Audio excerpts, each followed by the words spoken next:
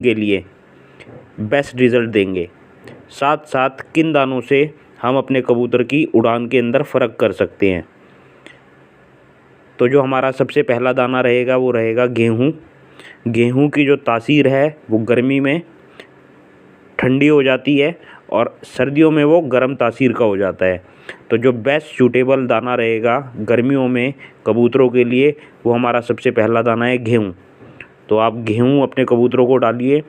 दूसरा दाना जो आपके कबूतर की नरिशमेंट में, बेबी फीडिंग में बेस्ट इम्पैक्ट डालेगा वो है मक्का। तो जब कभी भी आपके यहाँ बच्चे निकले हुए हों गर्मी के टाइम, अगर आपने अंडे बच्चे करा रखे हैं और बच्चों की नरिशमेंट और ग्रोथ के लिए सबसे बेस्ट रिज़ल्ट देगा मक्का। मोटा दाना रहता है, कबूतरों को जल्दी वो हजम भी होगा, ठंडी तासीर का दाना है।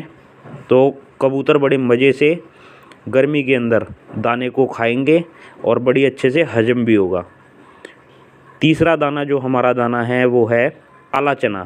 काला चना जैसे कि आप सभी को पता है कि एक से अच्छी कबूतरों में स्ट्रेंथ देता है, कबूतर को इंटरनली मजबूत बनाता है, उनके इम्यूनिटी सिस्टम को स्ट्रॉन्ग बनाता है।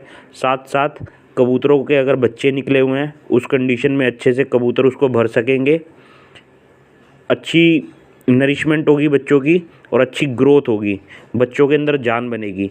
साथ साथ अगर आप उड़ने वाले कबूतरों को नियमित तौर पर दाने के अंदर चना डालते हो तो आपके कबूतरों की जो उड़ान है वो बड़ी बेहतरीन होगी, कबूतरों की घर वापसी बड़ी अच्छी होगी, कबूतर आपका कहीं पर भी गिरेगा नहीं, पिटेगा नहीं, वो अपने घर पे लौट कर आएगा क्योंकि वो इंटरनली इतना मजबूत रहेगा कि वो अगर भटक भी जाता है तो इंटरनल मजबूती की वजह से वो 3-4 दिन 5 दिन बाद वो लौट कर अपने घर ही आएगा। साथ साथ चना डालने से आपके कबूतरों की फैदर, उनका ओवरव्यू, उनकी लुकिंग बड़ी अच्छी रहेगी।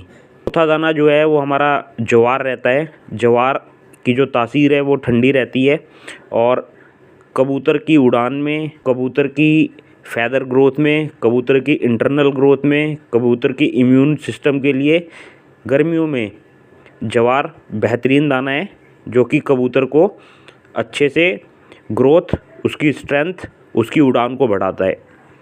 पांचवा दाना जो हमारा बड़ा कॉमन दाना है वो हमारा बाजरा है।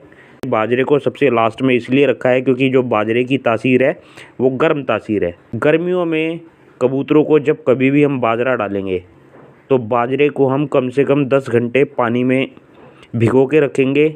उसके बाद बाजरे को कबूतरों को खिलाएंगे। कबूतरों को जब बाजरा हम देंगे